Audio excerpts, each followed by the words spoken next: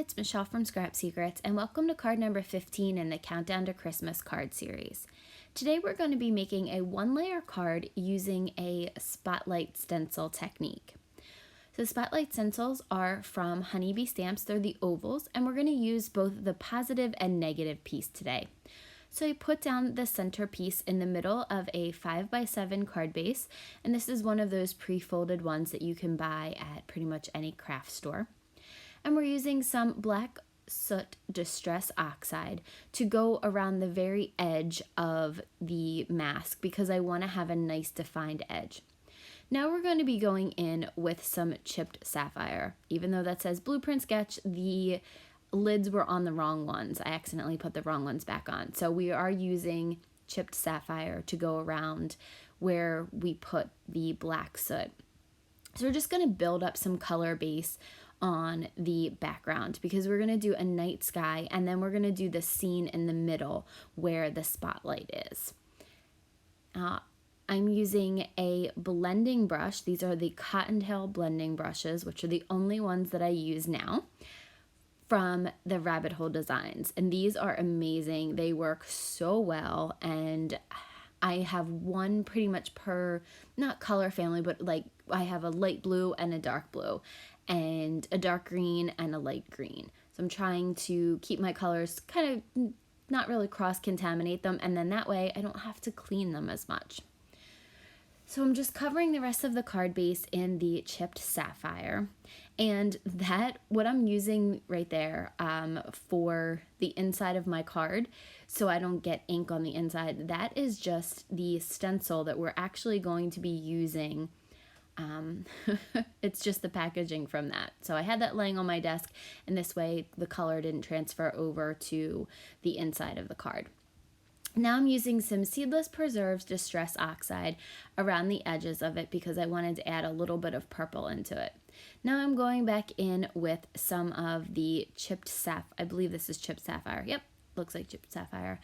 To kind of blend it out a little bit. I had some of the lines of the card base on there. Like you can see there's a little bit of texture, but in the end you can't really tell because we're going to do a technique over top of this.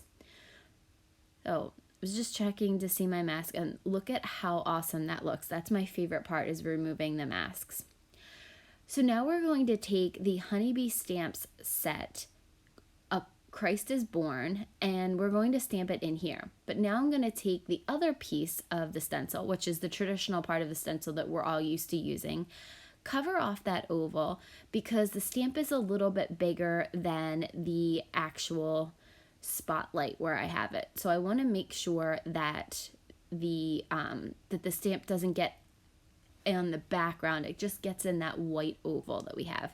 So I'm actually going to turn my Misty the other way so that I can stamp it properly, and I'm going to use the magnets as well as some washi tape because the washi tape doesn't always stick to Distress Oxide or Distress ink, probably because it's still wet.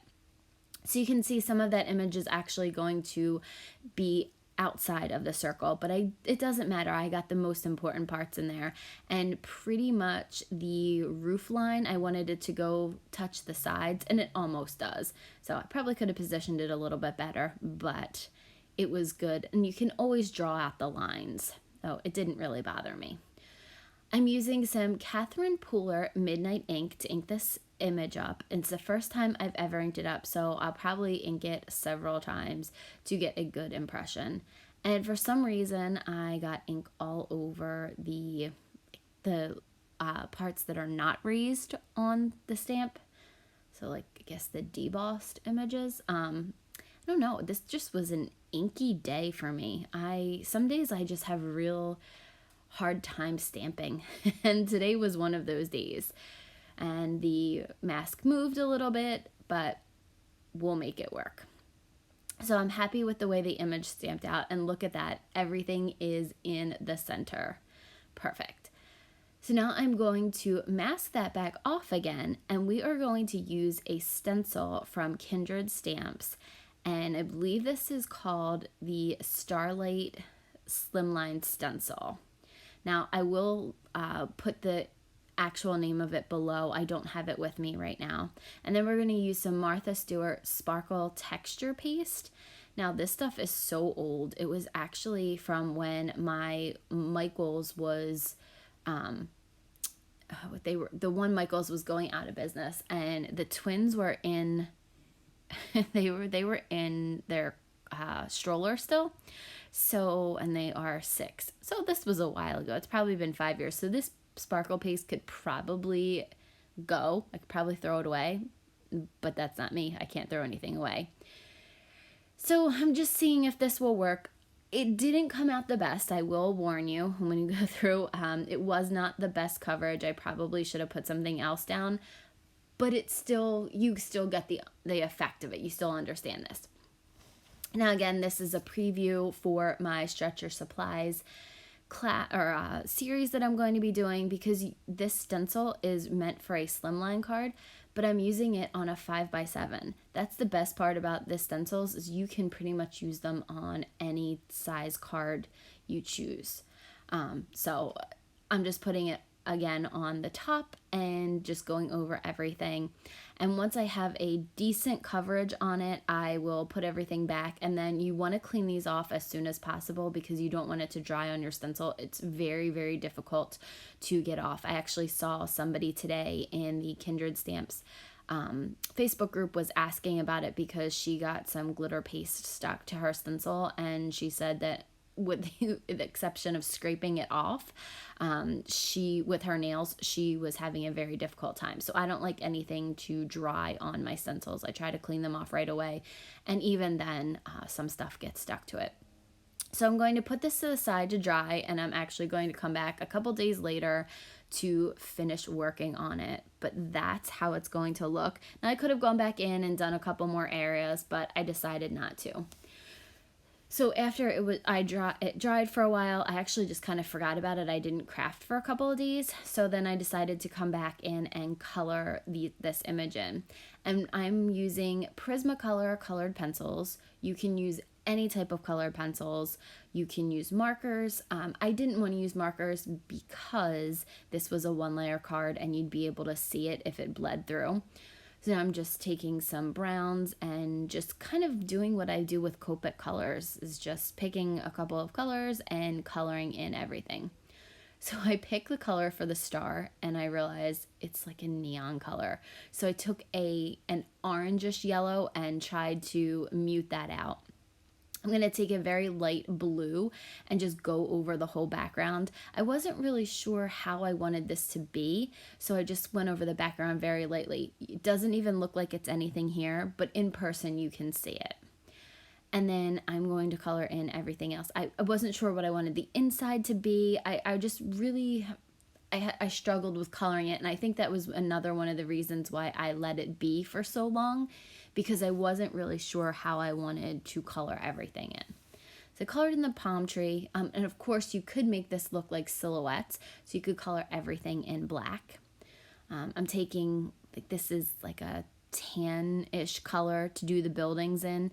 I wasn't sure if underneath the roof, if that was still supposed to be part of the building. I interpreted it as part of the building and not the side of the house or the roof or the the stable that they were in. So you can kind of interpret it any way you want. There's no right or wrong way to do it. I'm just taking some blues and coloring in her dress and around the baby Jesus. So Mary, I was coloring her 2 shades of blue, and these were so similar. I couldn't even really tell a difference. You might be able to tell on camera. You can. This one's a little bit lighter, but in person, it didn't really look any different. So it was just, I'm not great at the colored pencils, and I don't usually use them, but this is what was on my desk, and like I said, I didn't want markers to bleed through. So I hope that you guys are enjoying this series. I'm having a lot of fun. I am getting ready to work on my 25 Days of Christmas collab with Courtney Krieber. If you don't know what that is about, she is collaborating with 25 different artists, a new one each day, and it started on Monday.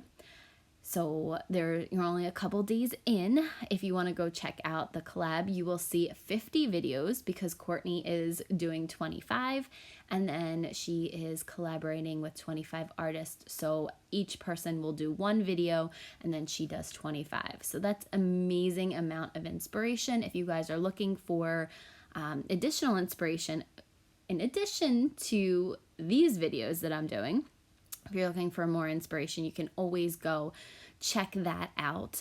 I will be on November 20th, and everybody has a theme.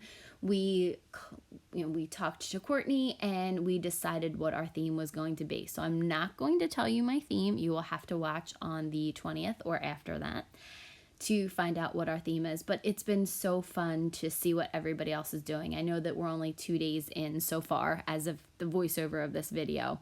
But okay, so here is the card, and that was it. Just colored it in with colored pencils, nothing fancy.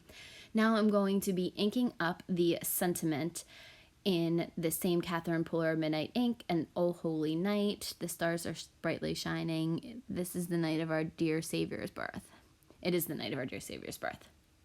Okay, so ink that up, and that's it. That's the card for today. Hope you guys enjoyed this. Thank you for watching, commenting, and subscribing, and I will see you again real soon for another video. Bye!